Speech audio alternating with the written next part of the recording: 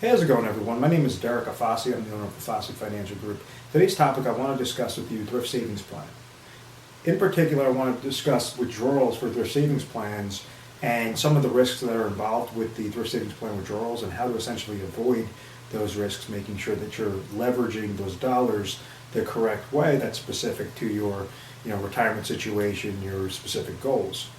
So when somebody has a thrift savings plan set up, this is mainly set up through a federal, some sort of federal governmental employee, meaning that's through a federal governmental agency. So what was happening was every single year, this individual would go work for this agency. They would be offered a thrift savings plan. Some of it you might see it known as like a TSP account. Think of this kind of like a bucket of money. So what happened was individuals would go and place dollars from their salary, place certain portions of their income every year, and place it aside to this thrift savings plan, to this retirement type bucket.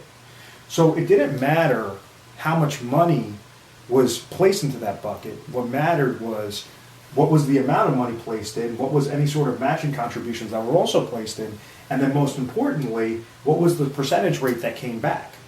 If you go and you place money into any sort of retirement account or any account, you have certain negatives that occur, certain downward market loss that occurs, certain negatives to that portfolio. Obviously, that bucket's going to be smaller at the end of the day, at the end of the year. So with these TSP plans, you want to make sure that when it comes time for the most crucial part of your life in retirement, or when you're looking to withdraw that money, that you're doing it a very safe, consistent way and you're doing it properly. The largest risks that we see with thrift savings plan when somebody's trying to take that out is, most importantly, is this individual would outlive their money. When individuals leave their money in thrift savings plan, they decide to take out withdrawals. They have certain benefits. There's certain benefits of a thrift savings plan that you have over different types of retirement accounts. There's certain ways on how you can leverage those dollars, making sure that if you're taking out the withdrawal, it correlates properly to your goals. If you go and you leave your money in the bucket, you have certain mutual fund related charges, you have certain TSP related fees. If you're leveraging a financial advisor, that advisor could charge you something known as a wrap fee, which is just an additional fee to help you pick your different funding options, your limited funding options within the TSP account. And all of that information, all of those fees are not guaranteed to make your account go up. So if there's a way on how to maximize what this withdrawal is, then what you could do is make sure that you're never outliving your money. The way that individuals outlive their TSP accounts is they try to take out money from an account and they leave that money at risk. So they're taking money from an account that's now getting hit with mutual fund related fees, TSP related fees, advisor fees, and then if the market has a reset, like we've seen in most common weeks and years, and 2008 is a very big one. Anytime somebody calls into the office, I'm speaking to them about their TSP accounts because, I just don't want to have a crash like I did in 2008, It's a common occurrence.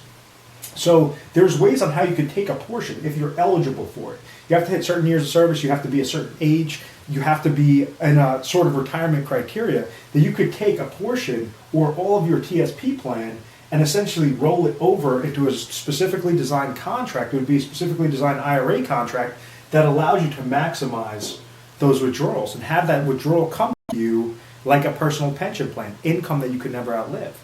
But unlike certain pension plans out there, if something, God forbid, something happens to you, whatever's remaining in that bucket will now go to your beneficiaries. So you're able to leverage certain contractual guarantees that you can place onto these IRA contracts and then also make sure that you're leveraging that full bucket of money to then leave it as an inheritance to your beneficiaries. So the most important thing is outliving your money. And the reason why people outlive your money, once again, is because they're paying the fees, they're paying the different mutual fund related fees, the different advisor fees, and then they're also susceptible to the downward market loss. So when you have all three of those negatives happening, and then you're also pulling out money for income, that could deplete that bucket a lot faster than obviously if you're just having all growth. So there's two different ends of the spectrum for individuals that want to take the withdrawal or somebody that says, hey, listen, I'm eligible to now do a rollover for my TSP account and make sure that it goes into a specifically designed IRA contract. I might not be so interested in lifetime income, but I want to have an IRA contract that's going to gain. So kind of think like a bucket, but now that bucket has a little bit of a lid over it. That every year that goes by, depending upon whatever the stock market index that's linked to that IRA account, if it goes up, we're going to open up the gain, we're going to open up the lid, pour the gain inside. If the next year the market goes down, well then your lid's going to remain closed. You don't have any fees coming. You don't have mutual fund related fees. You don't have advisor fees. You don't have that downward market loss, most importantly. If you want to play it by ear and say, okay, anytime that I have interest gain, then I'll just live off of that interest, you could do that. If some people like to have fixed accounts, 5-year fixed accounts, they're paying 3% or depending upon what the interest rates are at that time.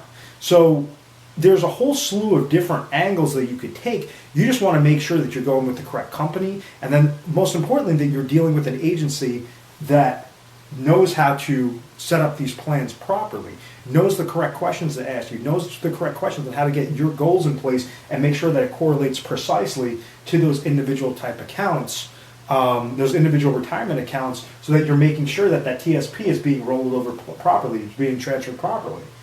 So we have the number one risk was outliving your money. You also have that downward market loss potential. You have fees, and then you also have limited funds. So in closing, individuals like to take out their withdrawals. Individuals that have Thrift Savings Plan most likely could be offered a sort of pension income. So they have the trifecta of income that could essentially come to them in retirement. They could have their pension income based upon that federal agency.